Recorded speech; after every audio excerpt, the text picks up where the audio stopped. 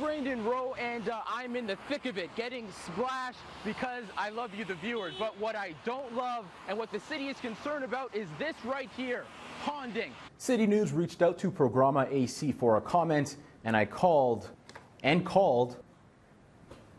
we even emailed, but didn't receive a response. I'm Brandon Rowe, and tonight on CTV News at 6, I have a very inspirational story that you're...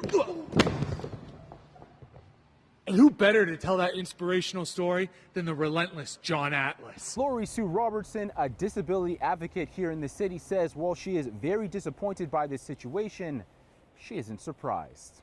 A stale take on what women want. I'm Brandon Rowe at Yonge and Dundas, and major internet backlash after the CEO of PepsiCo, which owns Doritos, suggested in a podcast that women eat chips differently than men. It was my favorite toy, and then it just never really went away. To say 42-year-old Aaron Chapman loves Lego would be an understatement. Not including all of the Lego for my kids that I have just recently appropriated now.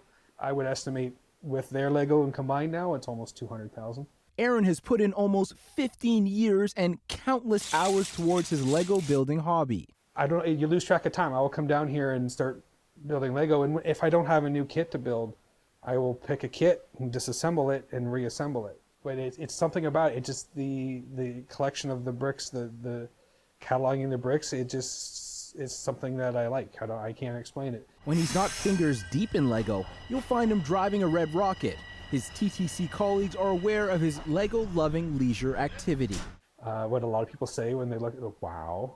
Aaron has combined his love of the TTC and Lego and has created something special. Something so special with so many details that me at this size, I don't think I'd be able to show you, but I have an idea how.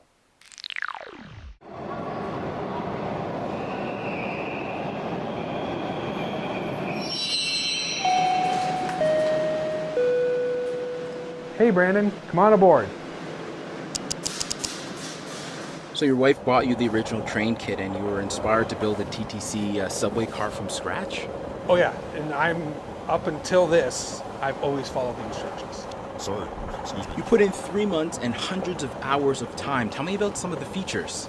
The first one, the most obvious on the outside, would be the emergency exit. The inside of the cab, which I find the coolest part, I actually set up it's called the master controller, priority seating with the blue and the blue light on the side of the train. The coolest feature I've added to the train, I figured out how to... Nice. I've never dreamed of making my own kit. Aaron is hoping to get his Lego Red Rocket on a shelf near you. He's entered a competition where enthusiasts hope to get 10,000 votes so that Lego will take a look at their proposal. You can find a link to that page on our website, citynews.ca/extras. In Newcastle, Lego Brandon, City News.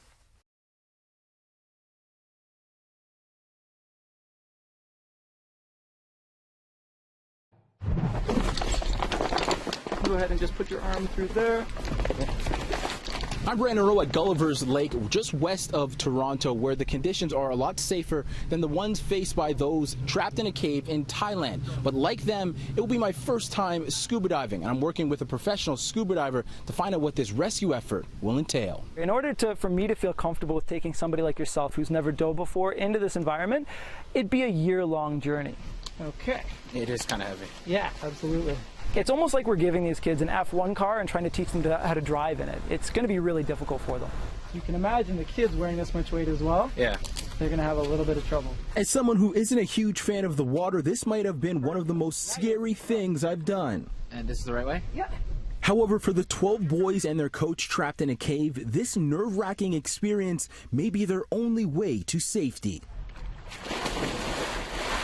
We're taking you into an environment underwater where humans are not really supposed to be able to live, or at least not comfortably.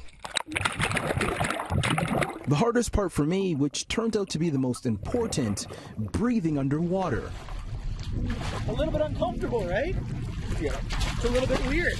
To put into perspective how difficult this dive will be for those kids, I've been out here for about 45 minutes and I still can't get my whole body underwater. It is completely freaking me out being able to breathe underneath, so I can't imagine how it would be for those kids. You can see how moving in the water is difficult. If we were in a small cave space and I was trying to get you to do this, this would be fairly difficult, right?